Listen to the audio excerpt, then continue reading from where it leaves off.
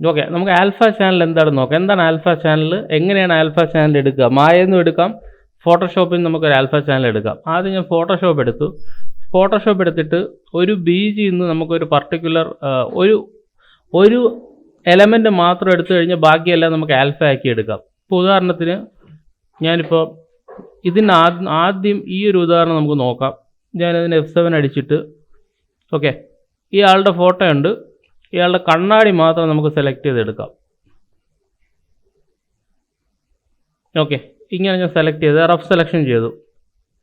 Select ചെയ്തിട്ട് നമുക്ക് ഈ ഒരു പോർഷൻ മാത്രം നമുക്ക് ഇത് വെച്ച് സെലക്ട് ചെയ്യാം. ഓക്കെ, ഇത്രയും ഭാഗം ഞാൻ സെലക്ട് ചെയ്തത്, എനിക്ക് ഇത്രയും മാത്രം മതി. സോ Ctrl J അടിച്ച് കഴിയുമ്പോൾ ഇതെന്താവും, ഇതൊരു സെപ്പറേറ്റ് പീസ് ആവും അല്ലേ. എനിക്ക് ആക്ച്വലി ഈ പീസ് വേണമെങ്കിലും നമുക്ക് എക്സ്ട്രാക്ട് ചെയ്തിട്ട് ഇതിൽ വേണമെങ്കിൽ കളർ കറക്ഷൻ ചെയ്യാം. അപ്പം നമുക്ക് അതല്ലാതെ എങ്ങനെ കളർ കറക്ഷൻ ചെയ്യാൻ നോക്കാം. അതിന് വേണ്ടി നമ്മൾ ഇമേജിൻ്റെ അകത്ത് മോഡുണ്ട്, ഇതുണ്ട് മോഡിൻ്റെ അകത്ത് തന്നെ ഗ്രേ സ്കെയിൽ ആക്കുക. അപ്പോൾ ചോദിക്കും ഇത് മെർജ് ചെയ്യണമെന്ന് ചോദിക്കും. ഞാൻ പറയാൻ ഡോൺ മെർജ്, ഡിസ്കാർഡ് ചെയ്യാം. അപ്പോൾ എന്തായി, ബ്ലാക്ക് ആൻഡ് വൈറ്റ് ആയി. ഇനി നമുക്ക് ഇമേജിൻ്റെ അകത്ത് അഡ്ജസ്റ്റ്മെൻറ്റ്സിൻ്റെ അകത്ത് ലെവൽസ് എന്ന് പറഞ്ഞ ഓപ്ഷൻ ഉണ്ടല്ലോ, അത് വെച്ചിട്ട് നമുക്ക് എന്ത് ചെയ്യാം, ഇതിനെ അങ്ങ് ആൽഫ ആക്കാം, ഫുൾ അങ്ങ് ആൽഫ ആക്കാം. ഓക്കെ, അപ്പോൾ ഇതാണ് നമ്മൾ ആൽഫ ചാനൽ എന്ന് പറയുന്നത്. കംപ്ലീറ്റ് ആയിട്ട് എന്തായിരിക്കും, വൈറ്റ് ആയിരിക്കും. ഓക്കെ, ഇനി ഞാൻ ഫയൽ സേവ് ആസ്, ഞാൻ ഡെസ്ക്ടോപ്പിൻ്റെ അകത്ത് ആൽഫ എന്ന് പറഞ്ഞൊരു ഫോൾഡർ ഉണ്ടാക്കിയേ. എന്നിട്ട് ഞാനതിൻ്റെ അകത്ത് പേര് നമുക്ക് ആൽഫ എന്ന് തന്നെ കൊടുക്കാം. ആൽഫ മതി, ആൽഫ എന്ന് കൊടുക്കാം. ടിഫ് വേണ്ട.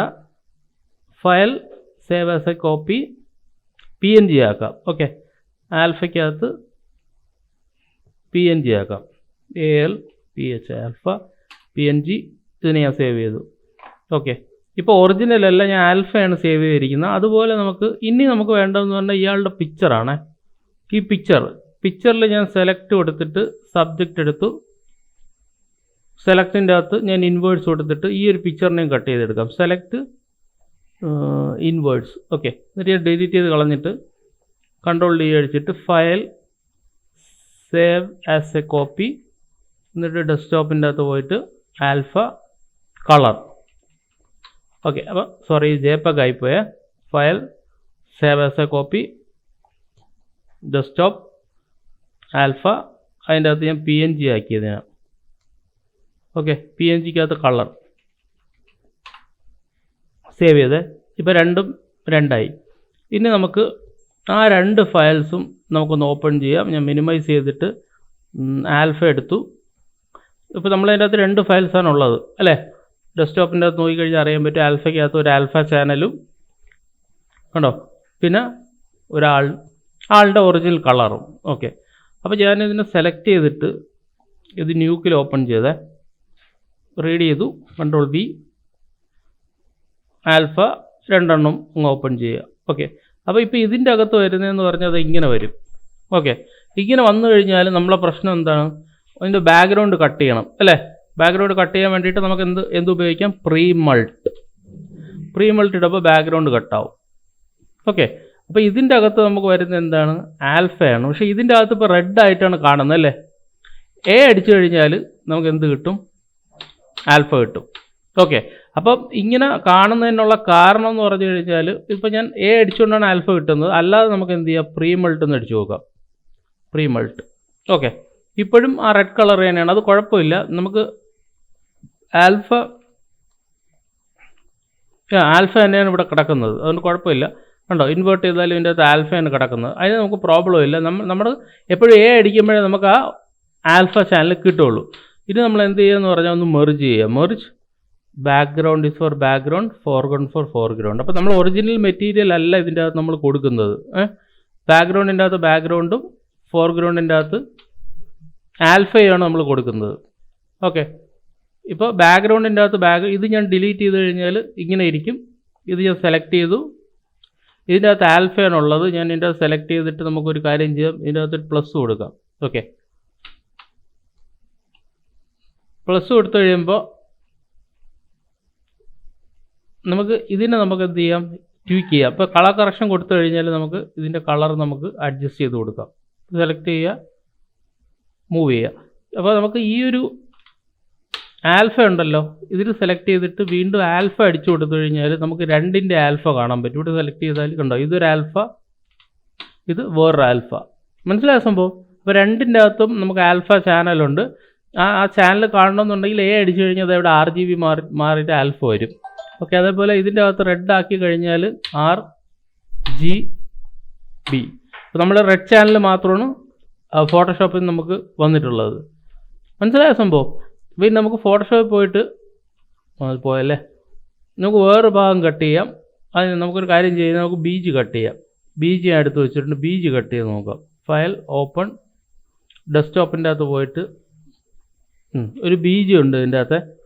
BG നമുക്ക്, ഇത് നമ്മളെ കളറാണ്. അപ്പോൾ കളർ നമ്മൾ സെപ്പറേറ്റ് എടുത്ത് വെച്ചേക്കണം. File, save as a copy, desktop, alpha, BG colour,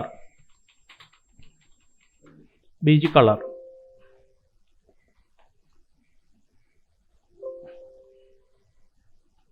file, save as copy, അല്ലെങ്കിൽ JPEG ആയിരുന്നാലും കുഴപ്പമില്ല. ഡെസ്ക്ടോപ്പിൻ്റെ അകത്ത് ആൽഫ, BG കളർ.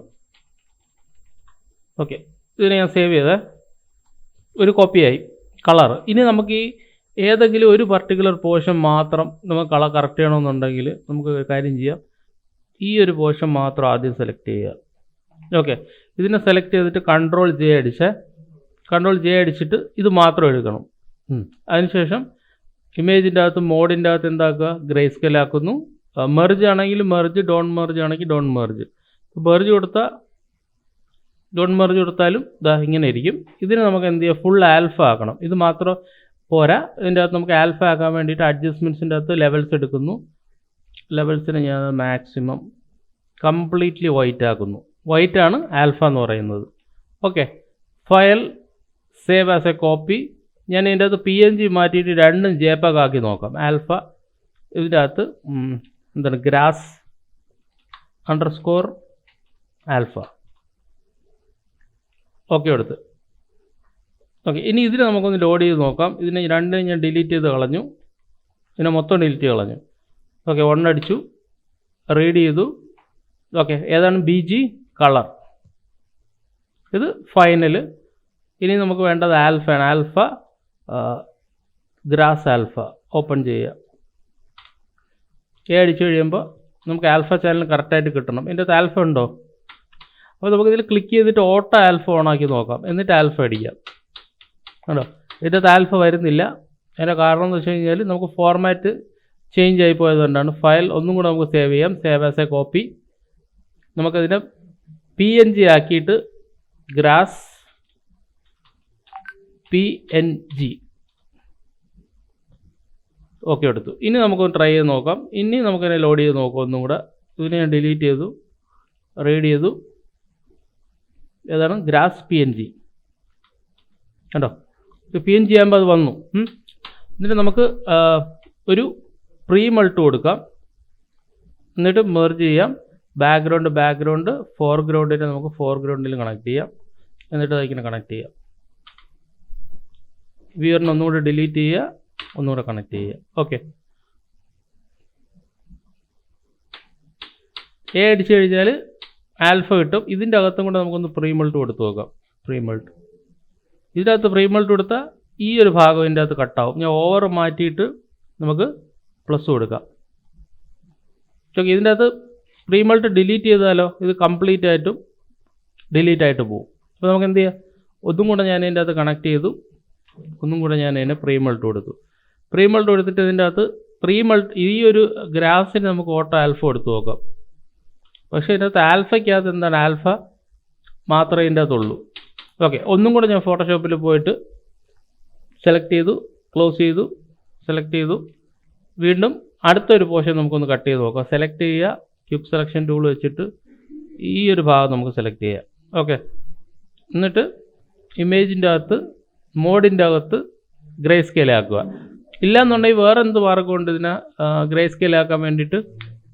ഇമേജിൻ്റെ അകത്ത് ഡീസാച്ചുറേറ്റ് ഉണ്ടല്ലോ ഇല്ലേ, അഡ്ജസ്റ്റ്മെൻറ്റ്സിൻ്റെ അകത്ത് അവിടെ ഡീസാച്ചുറേറ്റ്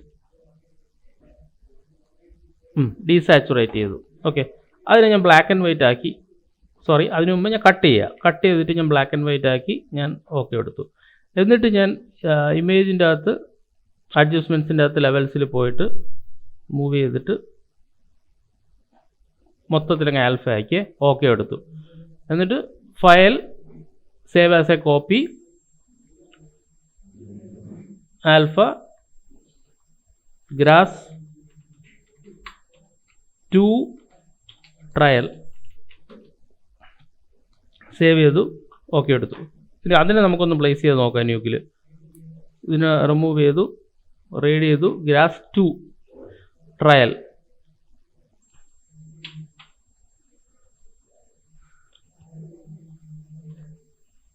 ഓക്കെ, ഇതിപ്പോൾ കംപ്ലീറ്റ്ലി ഒരു വൈറ്റ് ആയിട്ടാണ് വന്നിരിക്കുന്നത്. ഓട്ടോ ആൽഫ കൊടുത്തിട്ട് നമുക്കൊരു പ്രീമിൾട്ട് ആക്കി കൊടുക്കാം ഇതിന്. ഓക്കെ, ഇത് സെലക്ട് ചെയ്തിട്ട് നമ്മൾ പ്ലസ്സിലാണ് ഇരിക്കുന്നത്.